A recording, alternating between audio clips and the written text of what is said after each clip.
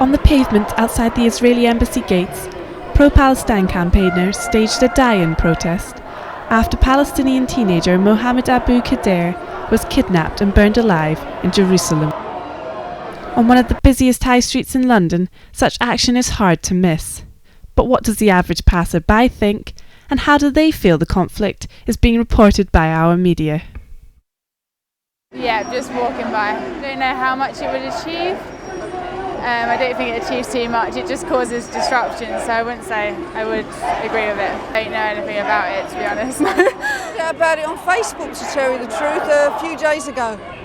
I do think it's biased. I think the amount of media coverage that they got about the three Jewish boys that were killed. We saw their parents, we saw the funeral, we saw lots of interviews about it. But Palestinian children are getting killed all the time, and they're just sort of statistics, they're lost. We don't see them as human beings. Our feeling that demonstrations, I think, are important. They're important to tell people in Britain about things, but also they're important to send solidarity to the Palestinians. As for the boycott movement, I'm in two minds about that. Partly because I think the Israeli working class need to be won over, and I think there's a lot of Israelis who don't know about the situation. I'm not talking about the settlers. I think the settlers know exactly what they're doing, but there's lots of young Israelis that are growing up that don't necessarily know about it, and I think we need to reach out and get to them and persuade them. There needs to be opposition within Israel as well, and I don't think the boycott movement is going to encourage that. We kind of heard about it. It was on Facebook, and then it was just like, oh, we're going to be in London, let's just walk through, see what it's about. You found it on like a website, right? I'm not too sure. Yeah. I think it was in Minds.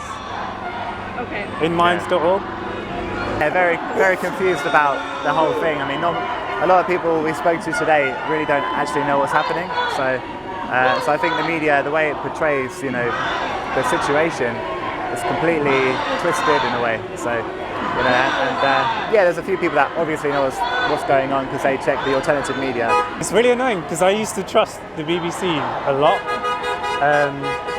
but like with their coverage with the whole Palestine-Israel thing, they really kind of slant it, obviously the way they want.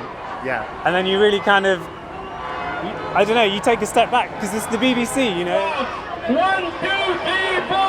Occupation no more. 5, 6, 7,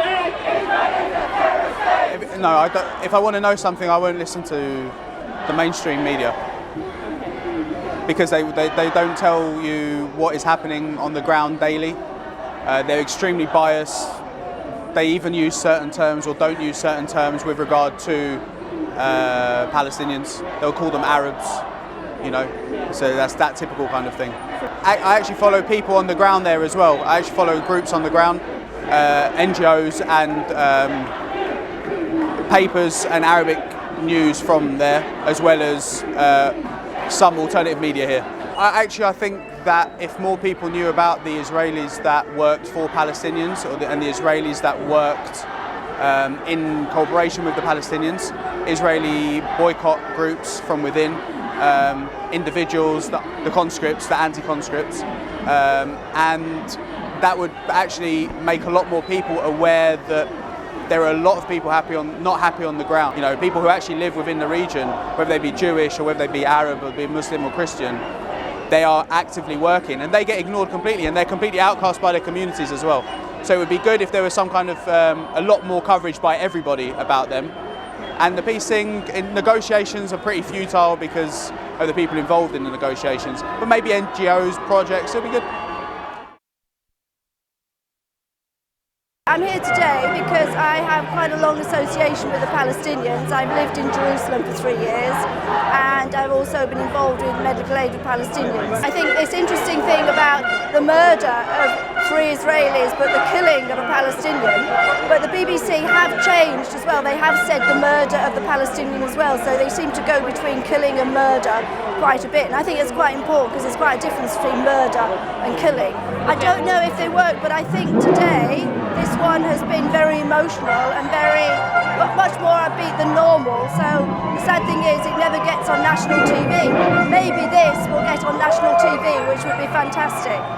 Brick by brick, wall by wall, Israeli apartheid has to fall. We think the situation is getting worse day by day, and the superpowers and the international courts, they don't seem to take enough action. I feel that the apartheid in South Africa was broken this way through a lot of media coverage, a lot of pressure from public, and that's what we need to do here. The only way you're going to resolve is by a peaceful manner where both sides, both communities talk to each other, understand each other. But the media, I feel, only gets involved when there is something to report which makes big headlines. I mean, I agree with you, as you said, that we should show sort of a peace and all that good side of thing.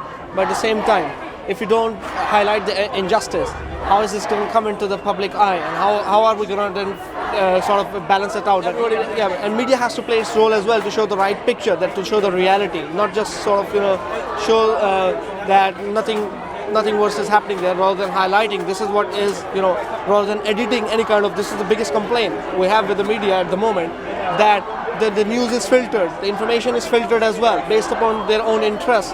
Brick by brick, wall by wall, Israeli apartheid has